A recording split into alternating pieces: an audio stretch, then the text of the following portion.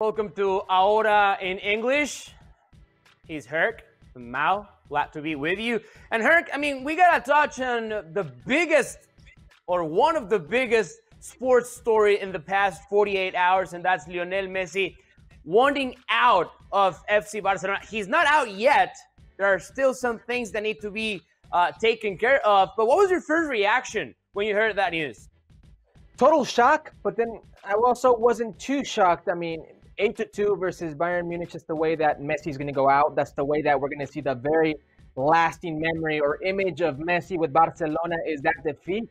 That's the shocking part to me. Not that he wants to leave. I could see him wanting to leave because Barcelona is a mess, and we will get into that. Yeah, and that's not the way a legend has to go out of the club where he played for almost 2 decades. So we made a list. Winners and losers, and we're about to share it with you all. And let's discuss. Let's start with losers. President Josep Maria Bartomeu, Herc. He's got to be the most wanted guy in Barcelona right now. In their history. Public enemy number one. Public enemy number one, easily.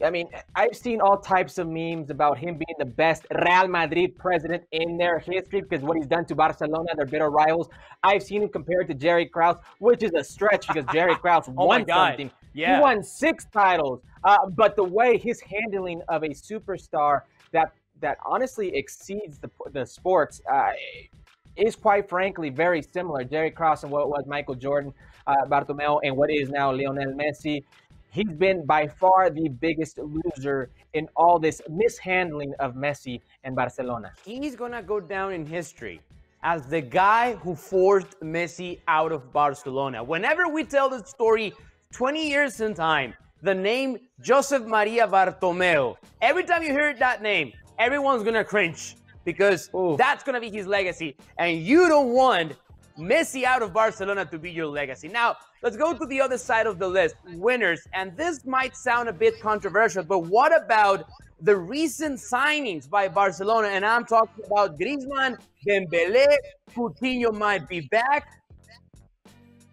Honestly, I don't really know if I can call them winners. I guess by default, they are winners because if Messi's not there, they'll get a chance to come back and prove their worth. They certainly didn't do it while they were there with the best player on the planet, that is Lionel Messi. But now Antoine Griezmann and his, I guess, headbutting, if you will, with Lionel Messi. A lot of reports of on-field scuffles in the training grounds with these two. Dembélé and his injury history. Well, he finally proved to be that big signing they have. And then Coutinho. What's more embarrassing than spending that type of money, over $140 million on a player, to have this player come on as a substitute, a substitute in the UEFA Champions League and score 2 goals and set up another against you. You own his rights and he does this to you. There's nothing more embarrassing. He's going to come back. I guess you could say he's a winner.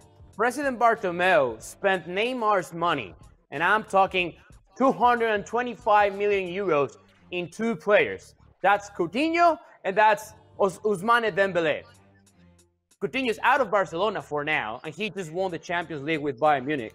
And nobody knows if Dembélé will ever be the player that was expected. But I'll say this, and this is why I might agree that they are winners. When you play next to a name that big as Lionel Messi, the pressure on you to perform up to that level might get you. And I think that's what happened to Griezmann, and I think that's what happened to Dembélé. If Messi actually leaves, we might see the best of Griezmann and the best of Dembélé. But that's a big if. There's no certainty of that. Let's go back to losers. What about our pals, our Latino gang? Messi, gone. Suarez, gone. Vidal, also gone. Let's concentrate on Suarez and Vidal because Messi certainly is going to come out as a winner on all this because nobody's going to say he's not. He's been proven the best player on the planet, probably arguably one of the best of all time. But Arturo Vidal and Luis Suarez, these are 2 guys that arguably the most important players for the team in the last season or 2. And you can say what you want about Vidal, but he's a proven winner, and you want players like that on your team.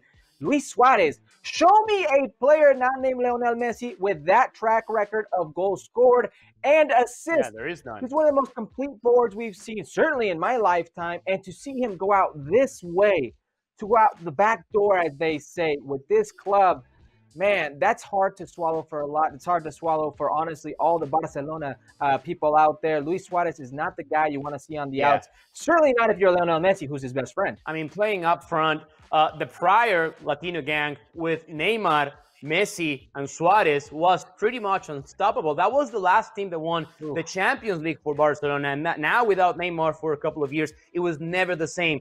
Suarez, they're hindered a lot by injuries. But I think there was still something left in the tank for the three of them to actually do great things. It doesn't get as good as playing with Messi in Barcelona, and they certainly belong in that list of losers. Now, winners: Pep Guardiola, Manchester City, and please, as a Manchester City fan, as a City supporter, I can't wait for Lionel Messi to wear that blue kit and play at the Etihad. As a United fan, lifelong United fan, this makes What do you mean sick. Lifelong? Are you saying that I'm not a lifelong Manchester City supporter? That's exactly what I am saying. Yeah, you heard the song Oasis, you heard Oasis, you heard the song Wonderwall, and you picked up a Man City shirt, and now you're a Man City fan. It's exactly what I'm saying. But in all seriousness, if you think about what could be a better fit for Lionel Messi if he doesn't play with Barcelona because he's synonymous with Barcelona, it's Man City, it's Pep Guardiola. So, of course, the City supporters, of course, the Premier League fans and supporters out there, and Pep Guardiola himself, he gets his prodigal son back. He might be the biggest winner of all. He's fallen into your lap. I mean, regardless of how you want to paint this, how you want to see this, if he ends up in City, they are the clear-cut favorites to everything.